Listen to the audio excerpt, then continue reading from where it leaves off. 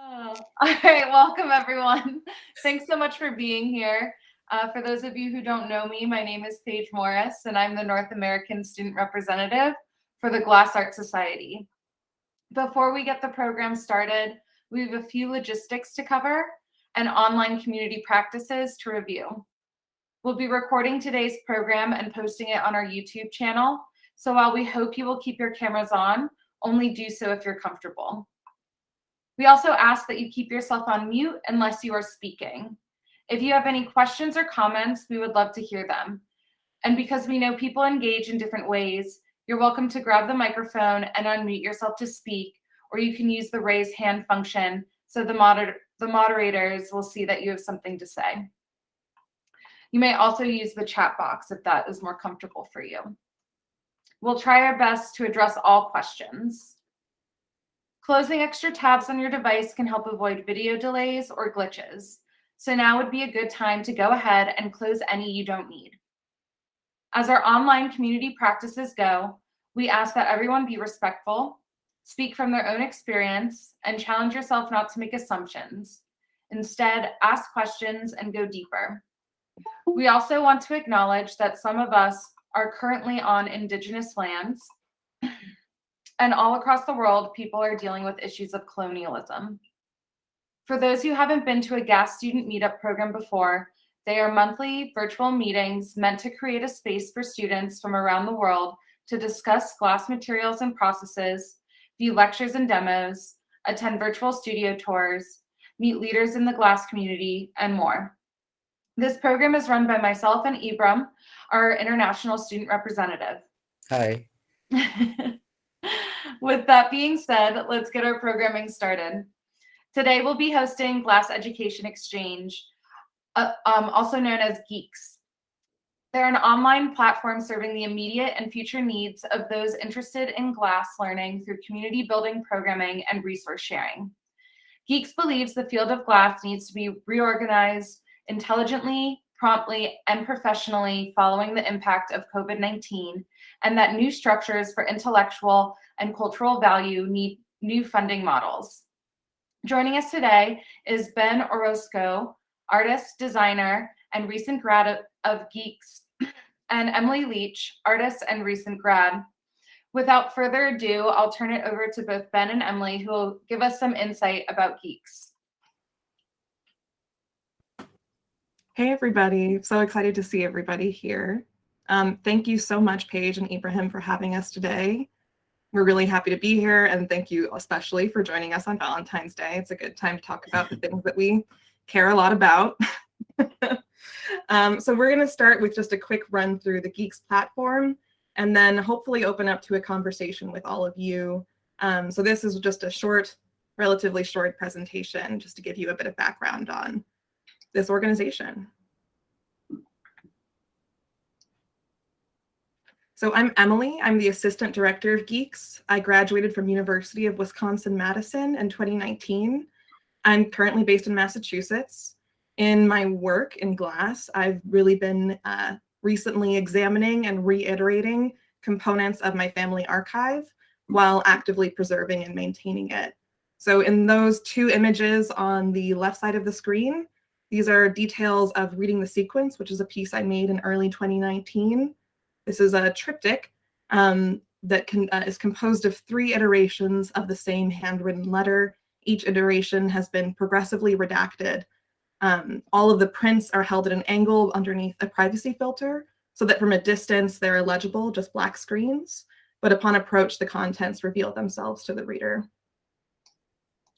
And hi everyone, I'm Ben. Happy Valentine's Day if you celebrate. I am the graphic designer and web manager for Geeks and the platform. I, like Emily, graduated from UW-Madison with a BFA with concentrations in neon/glass, graphic design, and sculpture.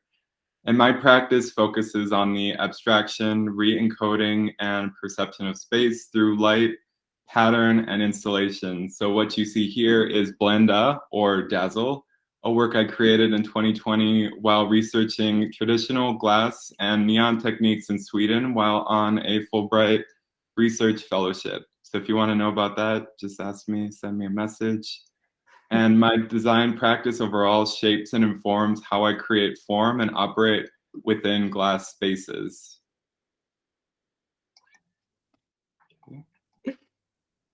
So Geeks, the Glass Education Exchange, is an online platform serving the immediate and future needs of those who are interested in glass through our community building programming and resource sharing. So pictured here, we have an array of a ton of different programs and resources that you can get through our platform. And we like to think about this like a distributed conference model. So we're trying to meet you when and where you're available through small engagements throughout the year. So we're not limited to a certain location. We're trying to be flexible to you and be really helpful for people who are learning right now. In response to this question that you see in the center of the screen, what is the future of glass and what will the community empower? That's ultimately what Geeks is thinking about, is how can we align ourselves to bring the community together and make the most use of the knowledge, the resources, and the people that we have within it. Yeah. Ooh, some cool music. So, yeah, I mean, yeah, go ahead. Oh yeah, ultimately we are an entirely virtual platform. So Geeks was started as, or in response to the reaction of COVID-19 and equity concerns. Our founder, Helen Lee, was really inspired with how quickly the glass community mobilized. And Helen Lee reached out to Emily and I, and we mobilized pretty quickly in response in July of 2020. And from that, we kind of established our baseline values. So you see them on the screen here: respect, accessibility, and it's a little clunky to write out, but value retention through the careful building of an archive.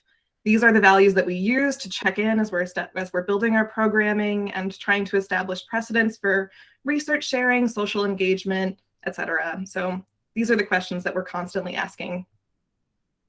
Where did we choose these values? Why did we choose these values specifically? Here's a bit of background information on the development of this platform. So on your screen, you see a screenshot from the Glass Educator email chain that kind of spontaneously emerged relative to the limitations caused by the COVID-19 crisis. And on the right is a sample of a social media campaign, Blackout Tuesday, that received a lot of criticism for being empty, virtue signaling. So Geeks is really rooted in response to the impact of COVID-19 and the impact of summer 2020. So in response to COVID-19, we noticed that a lot of institutions really organically began sharing lectures among themselves, which was incredible and exciting to see. However, that organic sharing didn't factor for greater compensation for speakers to reflect the increased audience size, and also wasn't necessarily built to optimize shared curricular content. So we really wanted to understand how we could continue to grow that and facilitate it more meaningfully while also compensating people responsively. Also, following the impact of summer 2020, there was an increased demand for BIPOC and LGBTQ+ speakers. These were really well-intentioned, but those requests for content were not always carefully considered or framed, and also didn't, once again, compensate people adequately for the asks that were being offered. Amplification that's not met by greater compensation, perhaps, is just another form of exploitation, ultimately.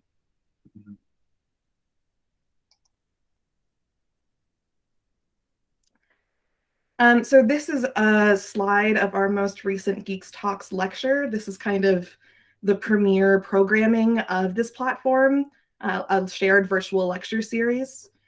So we saw an opportunity to create a framework for high production artist talks in the extended glass field that retains the value and utility of that shared curricular content, prioritizing accessibility, including closed captions and alt text for images so that we could be ADA compliant, having an easy to use and widely available video platform, and ultimately an asynchronous format that facilitates global exchange and conversation. This really just kind of evolved from what happens if we do not try to exactly replicate a live in-person experience and we lean into the benefits of a virtual engagement. Right, and we also wanted to center BIPOC and LGBTQIA artists, so featuring established and emerging artists working within and also beyond the field. So not just thinking about the figures that maybe have been in our field that we are kind of associate with doing one thing, but also trying to expand the notion of how glass can perform and be relevant in this time.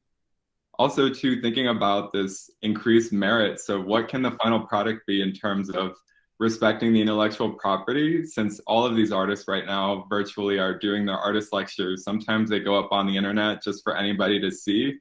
So we're trying to think about this investment in our visiting artists, how that can be used as a teaching material, and also how it can be accessed by the broader art community in a more meaningful way. And I've gone ahead and dropped in a link in the chat of Anjali Srinivasan's Geeks Talks lecture, which will be available for about a month to the public before subscribing institutions and people who subscribe individually can access the talk and submit their questions for a closer Q&A experience. And so with that idea of reorganizing and trying to build up what we have and what can be in the community, we saw an opportunity to create these structures to highlight and support the work of excellent people who are working either in or around glass, and to create opportunities for meaningful public programming. Because Geeks is much more than just Helen Lee, Emily, and I. It's about bringing in people with their expertise and experience, and that's something that we're really grateful for. So to give you a sense of the collaborators that we've worked with for the past, or over the past 2 years, we have here Taming Lightning we have Percy Eccles of Taming Lightning, which we created a 4-part podcast series called Intro to Plasma. I was a co-host on that. We have Wu Hang Yan of Move with Wu, from the furniture design and also the movement brand Work and Use, which we produced a series of movement classes. We have the BIPOC Colearner Affinity Group with Brianna Stampley and Davin Ebanks, who are both of our facilitators, as well as here Jason McDonald, who was a guest speaker last year during one of our meetings. Yeah, and then as the lower row, on the lower right corner, you see Diane C. Wright and Namita Gupta Wiggers, who were Diane Wright is actually going to be an upcoming guest critic for the critic series, the Studio Visit series, which is free and open to the public. And Namita was our guest critic in the fall, as well as the Flame Affinity Group, which is another affinity group specifically focusing on flame workers or lamp working, which is facilitated by Madeline Ryle-Smith and Amy Lemaire. And then we also have Susie Peck, who hosts the book club, which is just an opportunity for people in glass to meet over shared material, read a book together, meeting roughly monthly.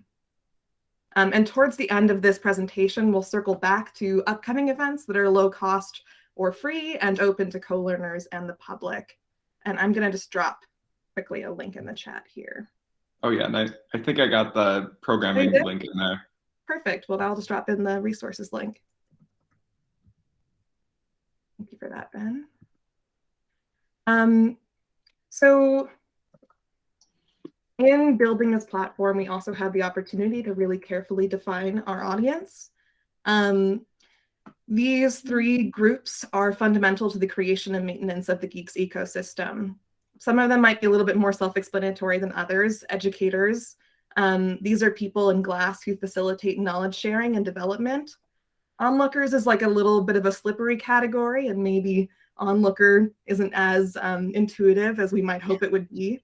But basically, we're trying to describe people who obliquely encounter glass outside of mainstream glass culture, which could include people who are new to the glass, people who have left the field of glass, or may not have been considered part of the glass community for one reason or another. But for today's conversation, we're going to focus on co-learners, which is that central one there. Go back. Yeah. And so while these may appear as distinct categories, the role of Geeks is to suggest that these roles may fluctuate over time. So maybe you'll start out as somebody looking from outside the field of glass, but you decide you want to begin learning. Maybe you're somebody who is an educator, but you are constantly learning in your lifelong glass journey. And so these roles really can fluctuate over time. And we use this term Colearner to expand the notion or boundaries of what a student includes. Thinking about academic learners, so that's probably many of you in the chat, from a university, a craft school, or so on, a high schooler, a self-taught learner, a lifelong learner, or working artists and craftspeople. Yeah, so if you're curious about what the origins of this kind of clunky and weird word are, because I certainly ask myself that periodically, I'm kind of responsible.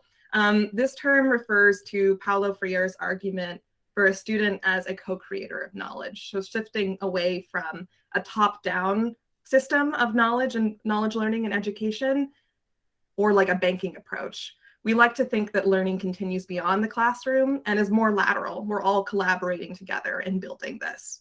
So being a co-learner isn't limited to simply a 4-year program. Yeah, you don't just stop learning as soon as you graduate from your master's or bachelor's program or whatever program you're in. Mm-hmm. So here are a list of our concerns, which are also somewhat related to our values as well. To address a problem, we believe that you need to start by identifying it, and that specificity leads to more direct resolutions. Tokenism and singular power are 2 of the 3 major concerns that Geeks started with. All of these concerns overlap in some form or another, but with today's audience, we really wanted to focus on attrition. So academic glass programs have really struggled with low enrollments for the last decade before the pandemic overlaid even greater challenges on already shrinking budgets.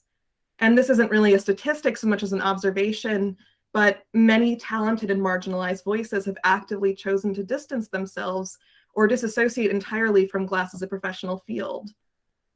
Right, and this trajectory of attrition where we're seeing these glass programs and maybe even the people who are learning in those glass programs falling needs to be addressed, particularly if the glass community is committed to supporting and learning from a new generation of diverse voices. So we try to think about these and how we can address them through our connection, community building, and our resource sharing. And also we'd like to hear your thoughts and experiences if you maybe have any thoughts or, solutions that you think about in terms of attrition and how we can retain some of these voices in our field.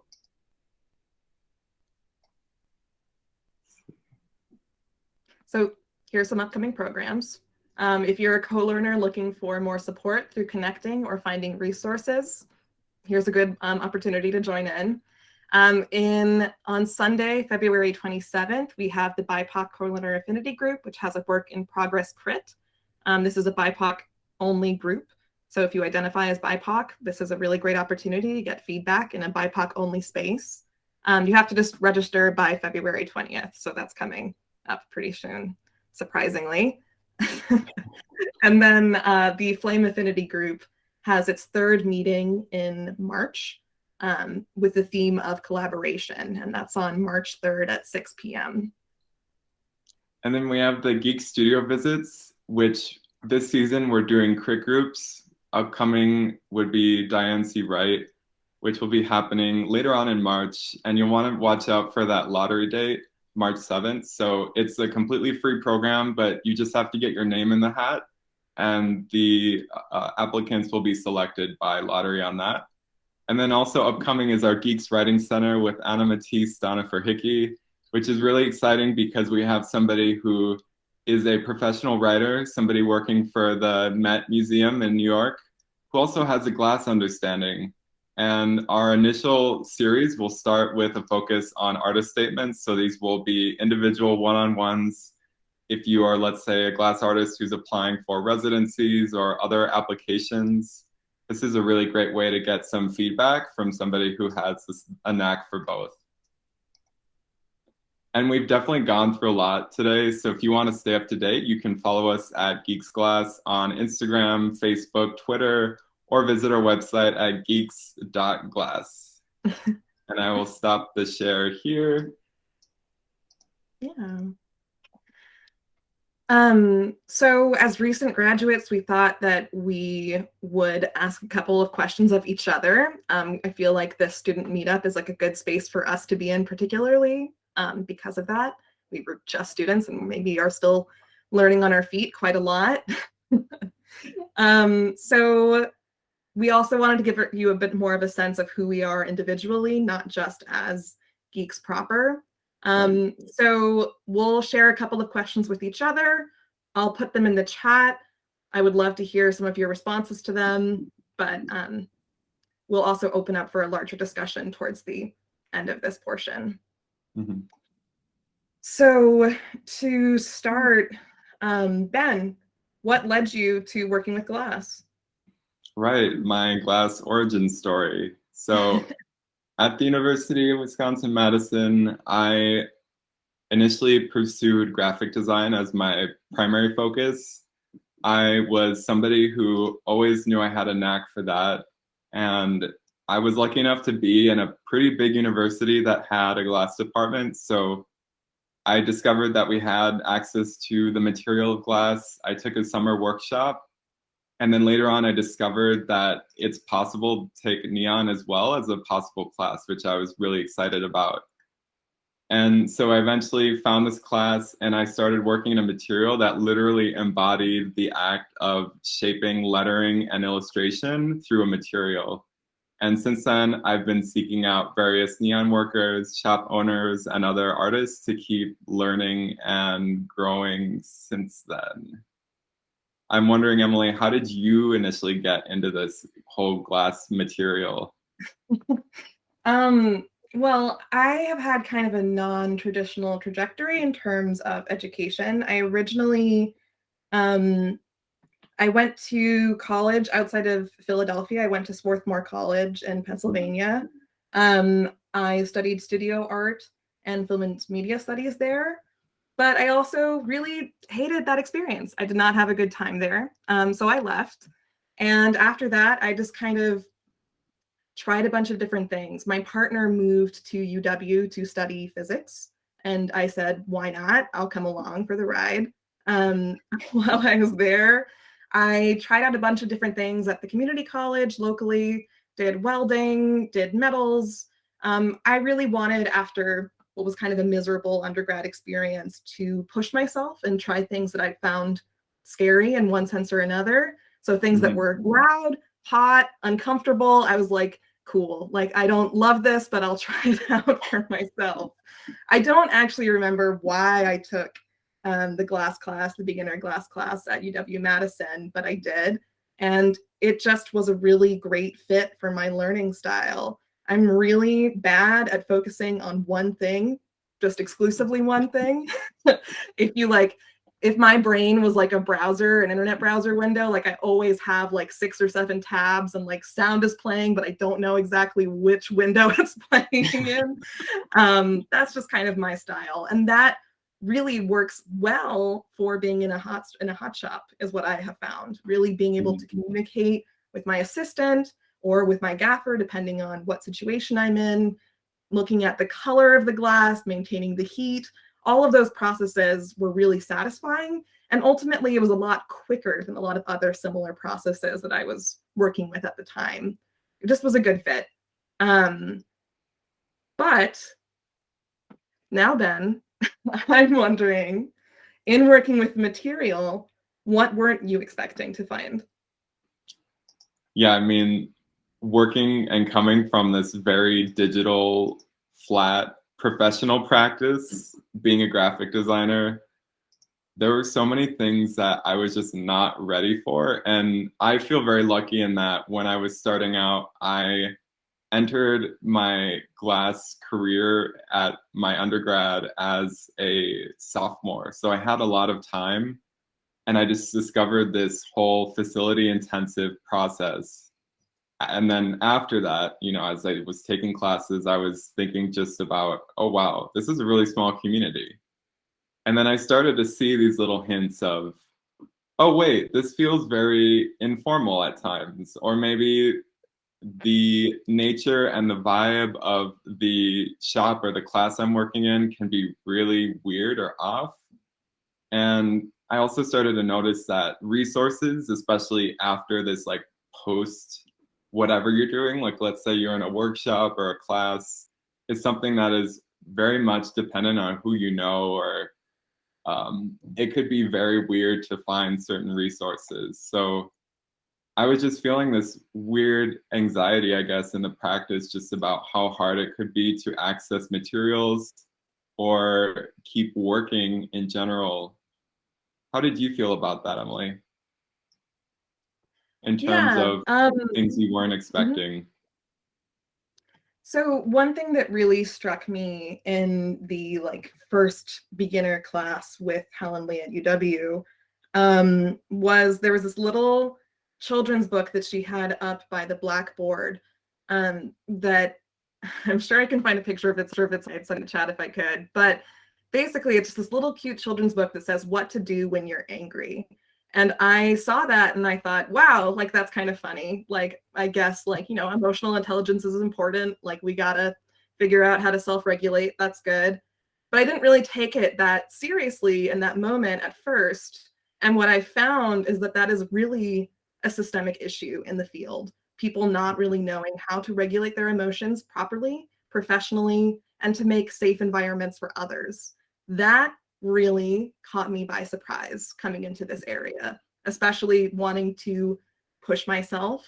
I want to push myself, but I also want to do that in an environment where it is safe for me to do so. And I want that from everyone that I work with as well. That is something that I really was caught by surprise on, and that I continue to be surprised on, just how normalized or unsurprising that can be to this audience.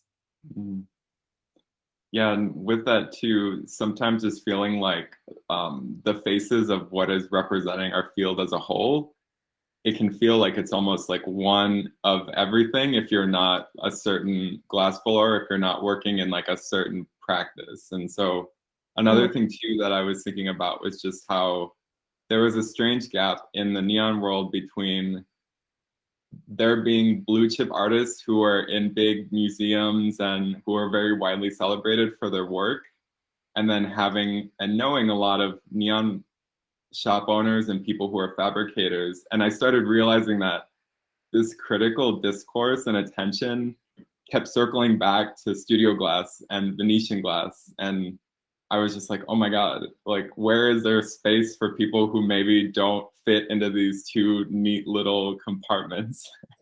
Yeah, absolutely. Yeah, so it's just something that I think we are thinking about in terms of Geeks, and how can we foster more spaces for people who maybe don't fit into these very rigid sort of categories, or also how do we have more professional spaces? I have another question here for Emily, thinking about how our practices maybe connect to building the Geeks platform. How do you feel like what you do in that connects to, you know, how what we bring, I guess, each of us? Yeah. So when Helen approached me to work with me and Ben to work with her on building this platform, one thing that really struck me is the need of having an archive. And that's something that is a really central part of my focus and my own personal artistic practice, is thinking about what goes into an archive, who cares for that, what value is being given to those things that we so sort and carefully tend to. That really determined how I built, and together we built the Geeks Talks series, really. And then how those values from that series bled out into all the other components of our platform. I also, in that period, had just graduated from UW-Madison in 2019, had like a really cool residency and I was really excited about in March of 2020. Only was there for like 2 weeks under some really weird circumstances. And then on March 13th, had to make my way back to Madison as quickly as possible when everything started shutting down. But what I was really grateful for at that time, being outside of school, was seeing how many institutions were sharing these lecture series. But a lot of those were really stopgap measures from transitioning what was going to be a live in-person experience to being a virtual one, wherein you were trying to keep all of that same like live in-person feeling. I thought that was really interesting, but also the internet, like this is such a rich archive of how people have tried to share intellectual property for decades. So I didn't want to look specifically at the things that were the stopgap measures. I wanted to see what other systems there were out there that we could apply to building this platform. And really asking myself how to maintain my artistic practice outside of an institution. 100%. Yeah. So Ben, how does your practice connect back to how we constructed this platform? Well, I definitely think about everything through this lens of design and problem solving, but also to bringing in a lot of the experiences that I had working for another nonprofit, for a small student-run print shop, thinking about the way that you can maybe have a more horizontal structure in terms of leadership, how we're making decisions, but also to thinking about the very tangible design things in terms of, yes, there are many people who are putting out information right now.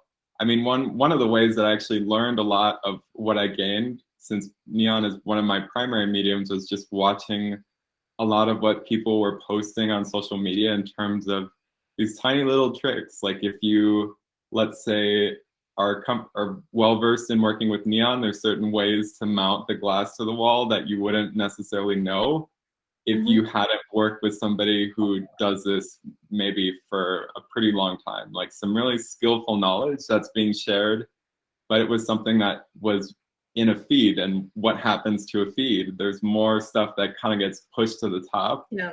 And so there's all this great information that's just kind of being put out there, and I don't know where it's going to go. That's the beauty of the algorithm in some senses. So thinking about this, putting my designer hat on about how we're going to connect people in the field, how we're going to save some of this information and maybe build a little bit more of a cohesive system. Like I am very much somebody who works in grids.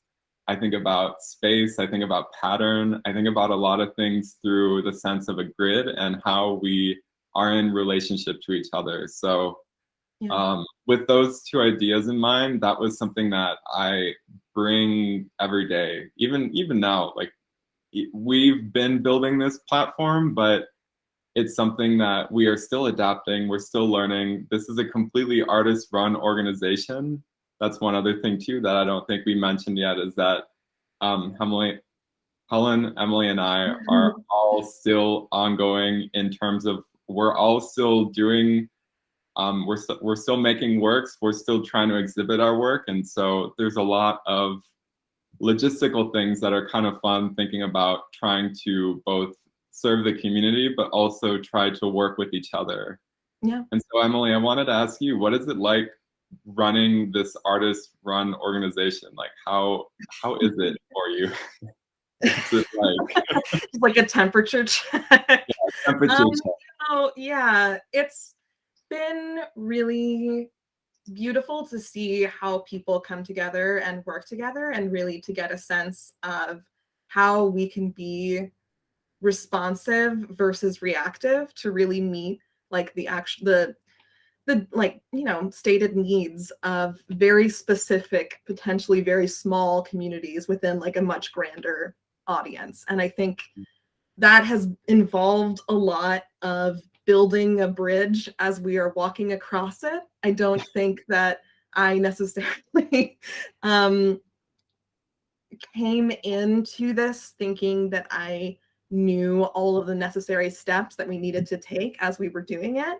That being said, we have just had so many wonderful people come forward to help us continue to build this. And we just have so much to thank for the GLASS community, for its resilience and its activeness, for what we have to show them.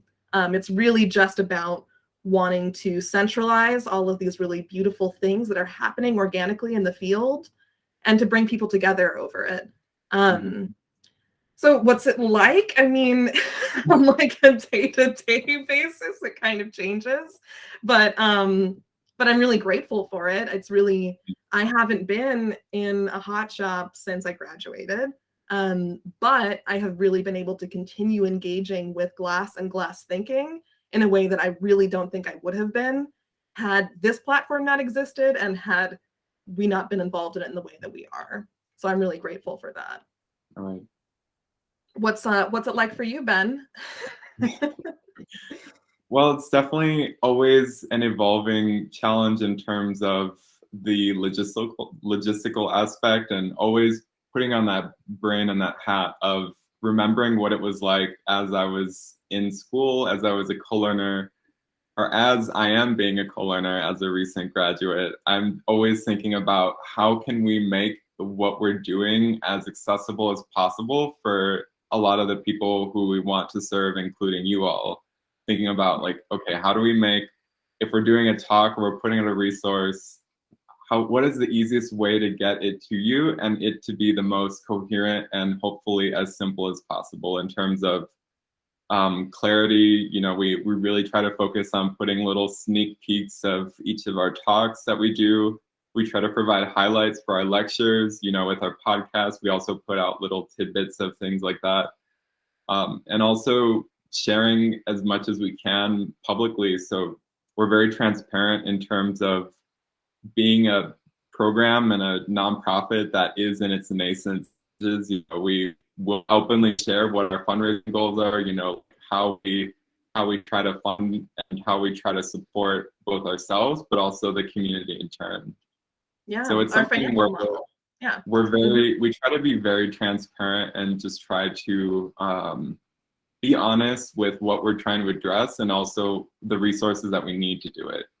Because it's something that I feel very inspired by our founder, our director, Helen Lee, in terms of the amount of courage it's taken just to ask the community, hey, I have an initiative and I want to address these challenges in a really meaningful way. Will you support me financially? Will you put money behind, do you want to support more people of color and more LGBTQ artists without just saying that you're gonna do it for a namesake? Like our honorariums for our speaker programs are considerably higher than the average, but it's also because we as artists ourselves are thinking about, okay, what can we do to support this additional level of work that they themselves are putting into what they're doing? Right. Yeah. I'm trying to be mindful of the time. I know that we have like about 20 more minutes altogether. We have a couple more questions that we just have prepared for each other, but also I want to make sure that if anybody does have questions that we're not organically going to just casually talk about together, that this is a good time for you to, you know, drop a question in chat or your thoughts.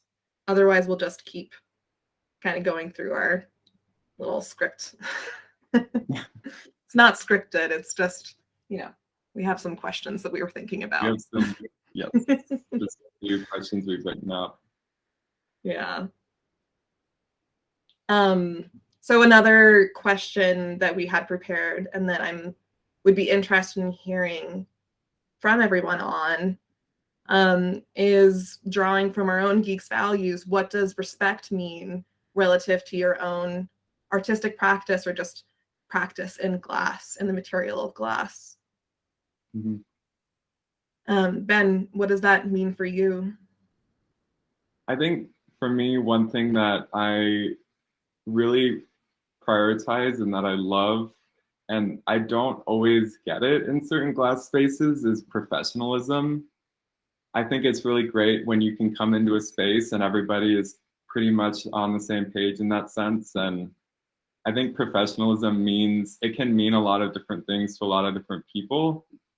But in that sense, it's something that I love when I see it, and I try to build out, especially in terms of the way that we want to frame a lot of what we're doing is not just like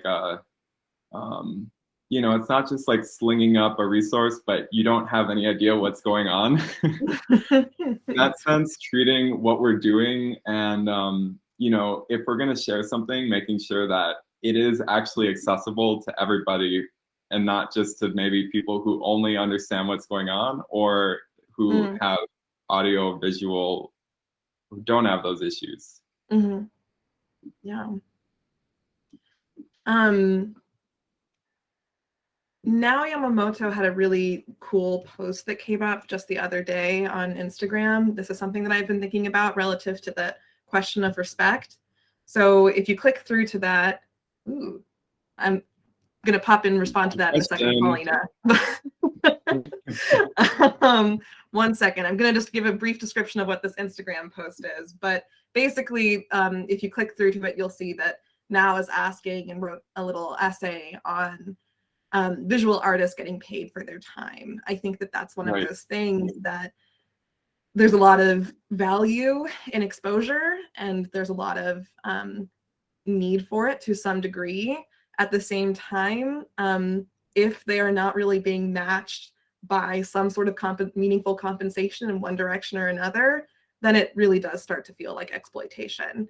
And really, again, like meaningfully putting effort into it, I think really makes a huge difference. Like you can tell when someone cares about a talk or a resource by making sure that it is legible, easily accessible, multiple points of entry, etc. So Paulina asked, how do you navigate a critique that you don't agree with?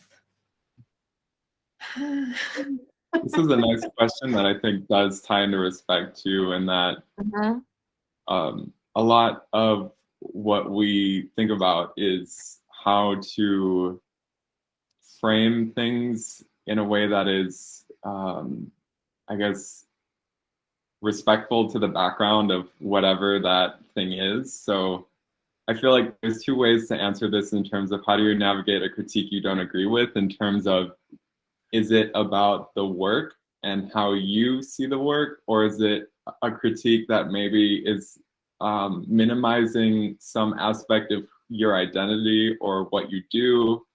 I feel like I might need a little more information, and feel free to jump on the call too if you want to explain a little bit. But in that sense, thinking about, I guess just asking that question or having that sense of self-awareness about, is this critique that I don't agree with about the work in terms of it's saying that maybe the quality is not good, or is it saying something that is completely not representing or misrepresenting or marginalizing, or it's oversimplifying what you're doing? Yeah, I mean, I think that one thing that I will ask myself in going into a critique, and also like, since I haven't been in school for a little while, critique is such like a valued thing to me, even though not all critiques are really beautiful critiques. It's just really nice to be able to get feedback in that kind of environment, which is why the crit group is a really cool opportunity for people who are interested. That said, one thing that I like to think about is who is my audience? And if this person doesn't really feel like they are the person who I'm speaking to, I'm speaking also specifically like as a Black woman, if this is not someone that I'm speaking to directly, then that might not serve me particularly meaningfully. But it's useful information for me to consider as part of my broader audience for whatever piece they may be giving me feedback on. Yeah, it looks like, Paulina, you raised your hand. Are you still raising your hand?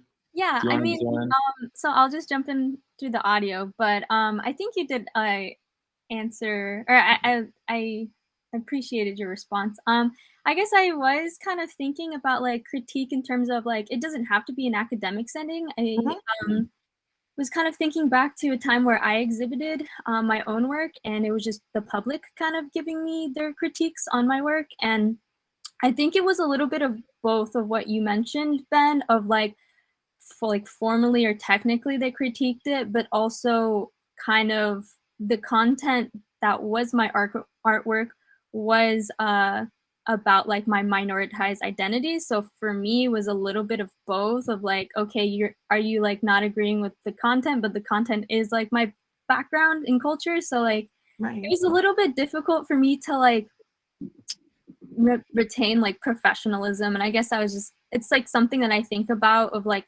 how respectful can you be when they aren't being respectful to you? Yeah. Right. And I definitely think that's where that conversation of the professionalism really comes in. And I wish this is something that was trained more, I guess, objectively, because you can't necessarily expect that everyone's going to have the same assumption of how you should talk about a work. And I think that's a lot of what Geeks is thinking about, is just how can we provide more tools and more frameworks and maybe more positive examples of how to facilitate a good critique. Because I ultimately think a lot of what ends up happening is just that people don't take the time to learn fully what the process is or the background or context or who you are before they begin to cast judgment in some way. Yeah, I see there's another question here by Filippelli. Why do you think glass is an area that should be taken further, and what will keep you in this field? So I think there's so many different ways of approaching that question, and thank you for sharing it. I think that one, in terms of, once again, like going back to the kind of audience that we're serving, I think that we are not necessarily trying to keep people in the field. I think that we're trying to respond and meet people where they're at. So I think that there is kind of a pretty common trajectory of people not being able to maintain a relationship with the material. That could be financial, that could be personal, that could be, you know, not really being interested in glassmaking anymore. Tons of different reasons why people go in and out of the field. But I think it's important for us to be able to have ways in which people can continue to engage with the community and be in conversation with the community without feeling like they're tied to any one particular kind of practice, whatever that might look like. So what will keep me in the field? I mean, I think as long as glass feels like it's serving my practice, which it certainly does now, I don't see ending working with that at this point. In terms of why do I think glass is an area that should be taken further, I guess I would say, why not? Particularly. I mean, I think that coming from like American Studio Glass movement, I think that there are certain stories that we tell ourselves repeatedly about the history of American Studio Glass and glass more broadly. And I think that those stories are meaningful and true, but also can be made more complex. There's just a much broader and more complicated story than the one that we might be repeating over and over again. So I just want to continue to enrich that. I don't think it's limited to just glass. I think this could apply to many other crafts as well. But this is just the practice that we're both in at the moment. And with that idea of why do you think glass is an area that should be taken further, or what will keep you in the field, we definitely have a question for all of you here, and I'll drop it in the chat too. Do you see your art practice as being dependent on this material, and what does that mean for you? Because ultimately we've graduated, and what the landscape of glass looked like for us when we were starting probably looks much different than for those of you who are maybe in programs right now. So we'd love to hear your thoughts on this question in terms of what access you wish you had, or what are your concerns, or how much of your practice is consisting of glass.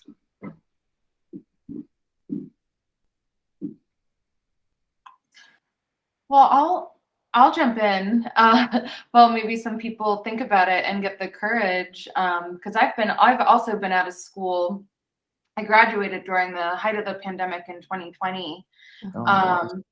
But even before grad school, that like spot between undergrad and graduate school, the idea of staying committed to glass or keeping like some part of like my practice rooted in glass came with a lot of time. Like I had to pay the way to like access it in my time.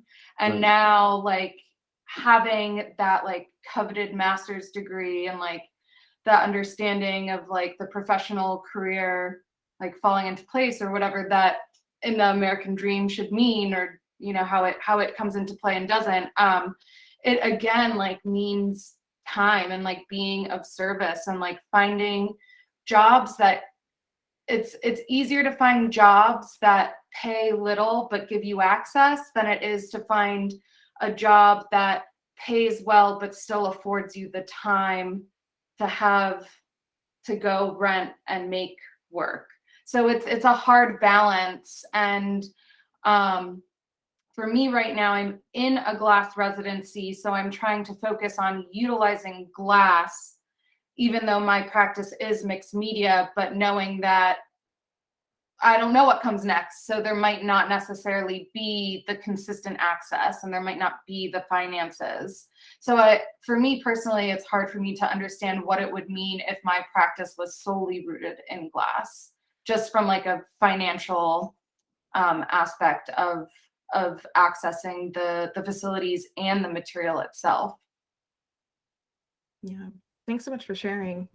Yeah, I think that that's like a pretty, yeah, it's a pretty crucial question to ask, of like, how is this material financially sustainable? What kinds of career paths, etc., what affords you access and time, I think is a really huge one. Any other responses to that question?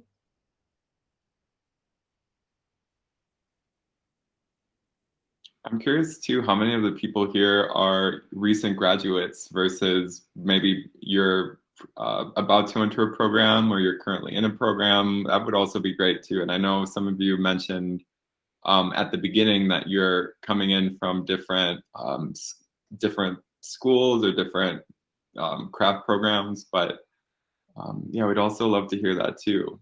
Recent graduate, okay. Hi, can anyone hear me? Yes.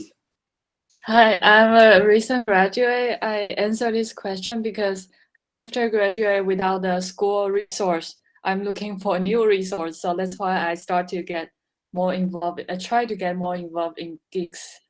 Oh, cool. Cool. That's really great to hear. Are there any concerns that you have since you're a recent graduate, aside from it's a resource access pretty much in terms of getting access to like a studio? Are there any other needs that you feel like you wish you had more of as a recent graduate? I think so far, so I watch all the plasma video on Geeks. Oh, Because cool. I feel like I want to learn it, but I cannot find the resource, so I just Right. watch it all. Yeah. That's so cool. I'm definitely gonna tell Percy. So I think besides studio access, because studio access, I know I can find it in the city, I can rent studio, but other knowledge or information that I need this platform to give me the resource. Yeah. Yeah, really thank you for hosting, for planning this whole website. I really enjoy using it. That's really great to hear. Thank That's you. awesome. I mean, and that's the thing too, is that me as somebody whose material practice is centered on neon and plasma within the glass world. So we all know that it's pretty hard to get access to facilities, but to add the layer of working in neon or plasma, that's like exponentially even harder to work in. And Yes.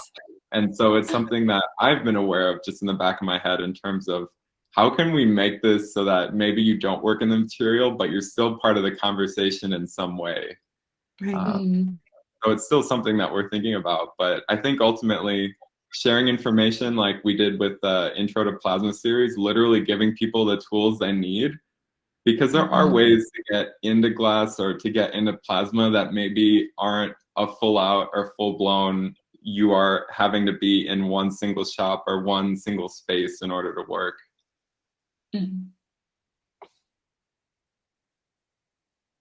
Oh, thank you. Thank you. Yeah, thank you.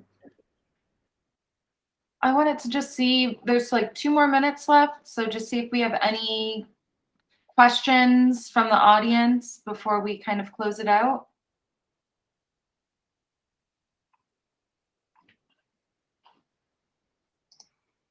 We have one last question as a prompt to everybody, is just to ask, what would you like to see in the field and how do you think we can expand from here?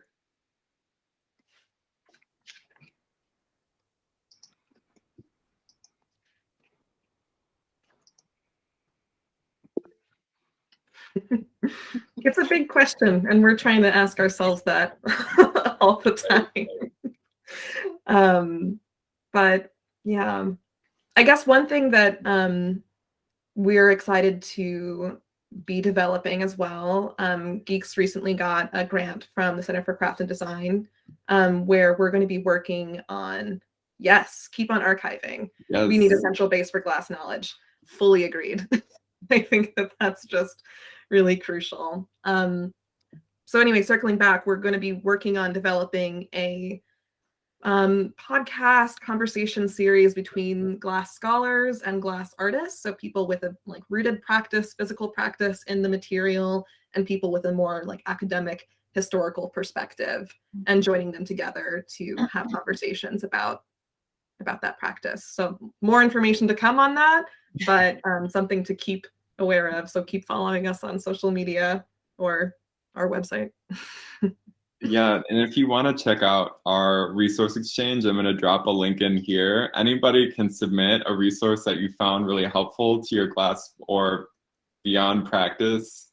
Yeah. And this is definitely in development. So Yeah. remember that we are a team of 3 and we're all part-time artists as well. So yeah, we love to hear your feedback and your insights on what it's been like as a student, a co-learner, a recent graduate, or anything else. And keep an eye out. We have a new couple of entries coming soon from the Flame Affinity meeting. So we'll have notes and a recording of the previous Flame Affinity meeting that will drop sometime soon. Got one message real quick in the chat.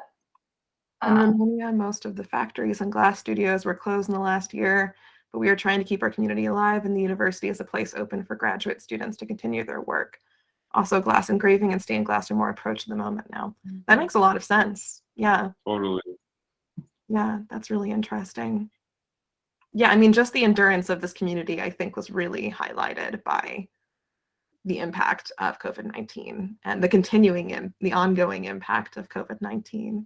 So it's really interesting to see what sort of innovations are happening in response to that. Mm-hmm. Great. Well, I want to thank both of you, Ben and Emily, for joining us today. This has been such a wonderful conversation, and I wish that we had more time to just talk about everything in regards to like professionalism and respect. I kind of am gonna like go into my evening class now, chewing on that last question that you gave us, what would you like to see in the field and how can we expand from here? And I'm kind of thinking back to some of the things that you were saying, and I'm really just wondering about our like language as a whole, which I think about a lot, and how it does serve us or it doesn't serve us, and what it means to like create new meaning in regards to like what the glass community can be. Mm-hmm. So thank you again for sharing so much information about yourselves and Geeks as well. I'd like to also take this opportunity to thank everyone in the audience for attending. If you'd like to watch or listen to this program again, the recording will be available within the next week or so, and you'll be able to find it on our website or YouTube channel. A special thank you to all of our donors. GAS programs, services, and benefits would not be possible without contributions from people like you. And while we continue to work on our programming, we ask that you, the students, email us at studentrep@glassart.org with any suggestions on what content you'd like from the GAS student meetups. In the meantime, follow us on Instagram or join our Facebook group, Student Center by the Glass Art Society, for more information. Thank you and have a good morning, day, or night. Bye. Bye.